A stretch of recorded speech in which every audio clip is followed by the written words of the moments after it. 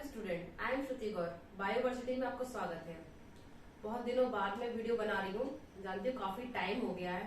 Actually मैं बाहर गई हुई थी और मैं अपडेट भी नहीं दे पाई कि मैं बाहर जाने की वजह से वीडियो नहीं बना पाऊंगी। तो काफी दिनों बाद एक वीडियो बना रही हूँ। बिल्कुल नया टॉपिक स्टार्ट किया है आज हमने। एम्ब्रियोलॉजी से स्टार्ट करेंगे। जितने भी रिलेटेड टॉपिक होंगे एम्ब्रियोलॉजी से सारे हम कवर करते हुए जाएंगे जो भी हमारे सिलेबस में है। तो स्टार्ट करते हैं एम्ब्रियोलॉजी। सबसे पहले तो हम देखते हैं एम्ब्रियोलॉजी क्या होता है। एम्ब्रियो मतलब होता है, एम्ब्रियो की बात करें, इसका मतलब होता है एम्ब्रियो का मतलब जो वूम में जो बेबी डेवलप हो रहा है प्रीनेटल स्टेज में, उसे हम बोलते हैं एम्ब्रियो। भ्रूण, इसका हिंदी मीनिंग होता है भ्रूण।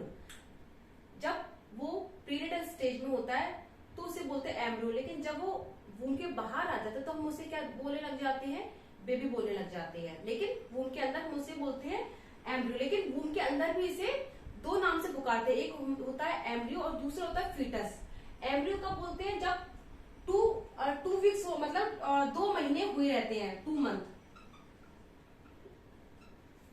स्टार्टिंग के जो 2 मंथ होते हैं उसे हम, जो बेबी डेवलप हो रहा है वूम में, उसे हम बोलते हैं एम्ब्रियो। और जो बाकी के मंथ होते हैं हमें पता है, जैसा कि 9 महीने में बेबी का डेवलपमेंट होता है, तो उसे हम बोलते हैं फीटस। फीटस जो रिमेनिंग मंथ होते हैं।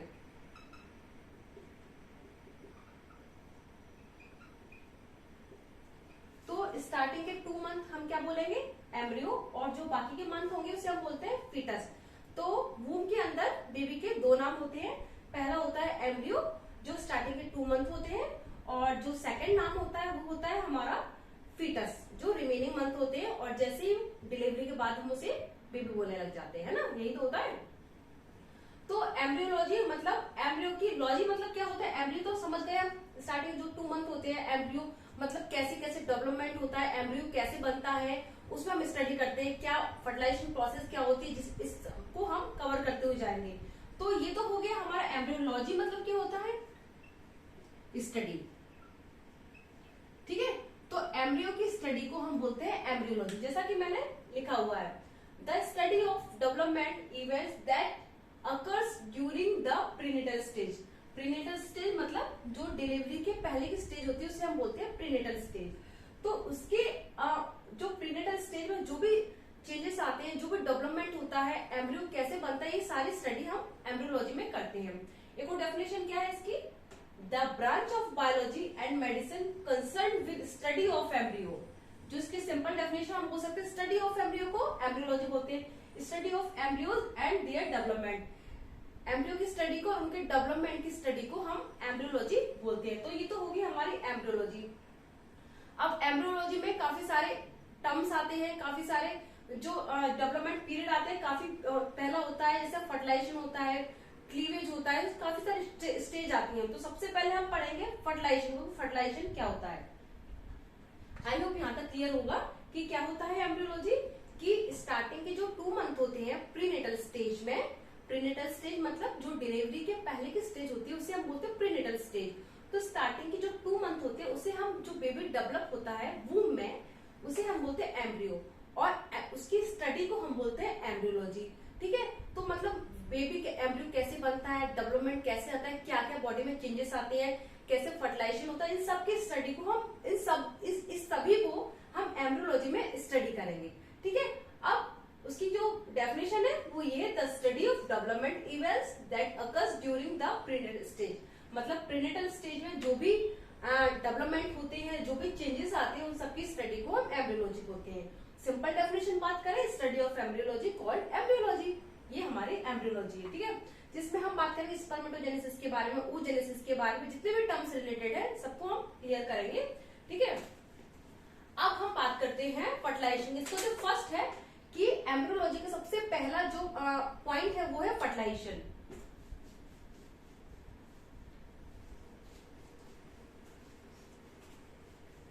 काफी टाइम हो गया, आई थिंक 2 वीक हो गए तब से मैंने कोई वीडियो अपलोड नहीं किया, और शायद आने वाले एक वीक बाद भी शायद कुछ दिन के लिए अपलोड ना करूं, क्योंकि फिर मैं कहीं बाहर जा रही हूँ। तो जब मैं जाऊंगी तो वैसे ही अपडेट दे दूंगी। ठीक है, इस बार थोड़ा अपडेट नहीं दे पाई जल्दी के बारे में, इस वजह काफी मैंने ट्राई किया था कि वीडियो बनाऊं, लेकिन नहीं हो पाया। तो तो जब भी मैं जाती हूँ नेक्स्ट टाइम तो मैं जरूर अपडेट दूंगी, ठीक है। तो इसलिए मैंने एक नया टॉपिक स्टार्ट किया कि नई शुरुआत किया जाए एम्ब्रियोलॉजी से। सारे इसके जो रिलेटेड टर्म्स हैं हम वो क्लियर करेंगे, क्योंकि जो भी हमने कार्बोहाइड्रेट, प्रोटीन, फैट्स सब हमने लास्ट वीडियो तक अपन कवर कर चुके हैं, ठीक है। तो अब यही जो टॉपिक था वो हमारा बच रहा था। इसके बाद में हम स्टडी करेंगे पॉलीफेरा फाइलम्स की स्टडी करेंगे। एम्ब्रियोलॉजी के बाद में जितने फाइलम्स है उसे कवर करते हुए चले जाएंगे। तो ऑलमोस्ट हमारी जूलॉजी कंप्लीट हो जाएगी। उसके बाद में जो भी हम जूलॉजी से जो भी टॉपिक बचेंगे उसको बाद में कवर करेंगे। उससे पहले हम बॉटनी के कुछ टॉपिक लेकर के चलेंगे, ताकि बॉटनी भी साथ साथ कवर होती जाए। एम्ब्रियोलॉजी के बाद में हम फाइलम्स के बाद में हम बॉटनी कवर करते हुए चलेंगे, ठीक है। अब आता है हमारा फर्टिलाइजेशन। काफी बार ये टर्म्स हमने पढ़ा हुआ फर्टिलाइजेशन।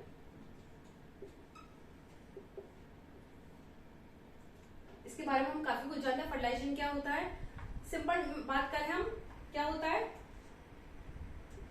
स्पर्म प्लस ओवम जब आपस में मिलते हैं तो एक मोनोन्यूक्लियेट सेल बनाते हैं, जिसे हम बोलते हैं जाइगोट।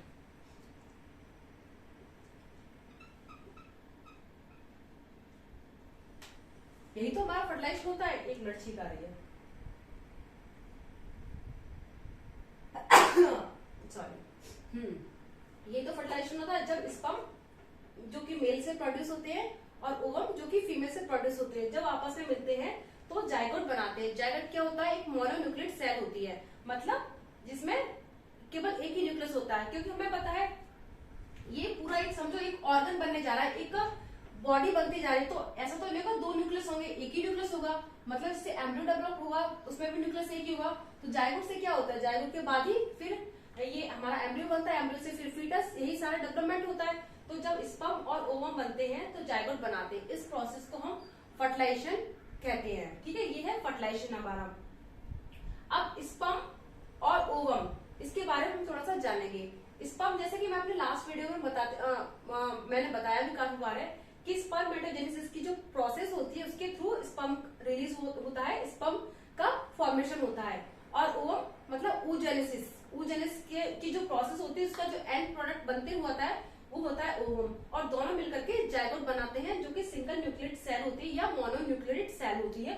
और इसके बाद में हमारा एम्ब्रियो बनता है। एम्ब्रियो से फिर उसके 2 मंथ के बाद हमने बोला था फीटस, और जब वो डिलीवरी के बाद हमने उससे बोला था बेबी, ठीक है। तो ये है फर्टिलाइजेशन। अब जैसा कि हम थोड़ा ओवम के बारे में जानते हैं, ओवम क्या होता है, कि हमें पता है कि जैसे मैंने लास्ट वीडियो में बताया भी मैंने कि जो ओवम होता है इसका डेवलपमेंट कहाँ होता है, ग्रिफिन फॉलिकल्स में होता है, ठीक है। ग्रिफिन फॉलिकल्स क्या होती है, मतलब इसे प्रोटेक्ट करके रखती है। इसका जो डेवलपमेंट होता है इसे जब अर्ली स्टेज में क्या बोलते हैं, हम इसे ओवा बोलते हैं, ठीक है। और जब इनको मैच्योर हो जाता है तो जो ग्रिफिन फॉलिकल्स को तोड़ करके बाहर निकल जाता है। जब ये बिल्कुल मैच्योर हो जाता है तो इसे हम बोलते हैं ओवम, ठीक है। तो ग्रिफिन फॉलिकल्स को जैसे ही मैच्योर होता है ये यहाँ से इसको ब्रेक करेगा, तोड़ेगा और ओवम रिलीज हो जाएगा, क्योंकि ये पूरी तरीके से मैच्योर हो चुका है। और इसने ग्रिफिन फॉलिकल्स ने क्या किया था, इसको प्रोटेक्ट करके रखा था, किसको, ओवा को, कि ठीक है। इसके अर्ली स्टेज क्या होती है, ओवा, जिसे हम इसने प्रोटेक्ट किया था। और जब ये पूरा मैच्योर हो गया तो उसने तो क्या कहलाया, ओवम। और जब ये मैच्योर हुआ तो ग्रिफिन फॉलिकल्स को फाड़ करके या तोड़ करके रिलीज हुआ। और जब ये ओवम ग्रिफिन फॉलिकल्स को तोड़ करके रिलीज होता है तो उसके बाद में ये ग्रिफिन फॉलिकल्स यहाँ वहां बिखर जाती हैं, ठीक है। ऐसे ऐसे बिल्कुल शेल्टर टाइप का हो जाता है। लेकिन जब ये बाहर आ जाता है ओवम तो फिर ये ग्रिफिन फॉलिकल्स अरेंज हो जाती हैं ऐसे, ये ऐसे बाद में फिर ये ऑर्गेनाइज हो जाते हैं ग्रिफिन फॉलिकल्स। इसे हम बिल्कुल डिटेल में पढ़ेंगे क्या होता है ये। तो अभी मैं केवल इंट्रो मतलब समझो एक स्टार्टिंग था, न्यू स्टार्टिंग काफी दिनों बाद, तो मुझे लगा कि छोटा वीडियो बना दूं मैं। इसके जो भी हम टर्मिनोलॉजी होगी इसका डिटेल हम अपने नेक्स्ट वीडियो में कवर करेंगे। अच्छे से, क्योंकि बड़ा टॉपिक है, इसमें लगेगा टाइम, तो हम आराम से इसे कवर करेंगे। अभी एक शुरुआत करने से, क्योंकि काफी टाइम हो गया डिले करते हुए, आज भी मुझे लग रहा था कि मैं शायद वीडियो नहीं बना पाऊँ क्योंकि मुझे कोल्ड हो रहा था। लेकिन फिर मैंने सोचा छोटा सा वीडियो बना देती हूँ, एक पता लग जाए कि हाँ मैं वीडियो बनाने लगी हूँ, ठीक है। तो उसके बाद जो भी हमारा इनके डिटेल प्रोसेस को हम अपने नेक्स्ट वीडियो में कवर करेंगे। तो जो भी देख रहे हैं तो please like, share and subscribe कीजिए। Thank you.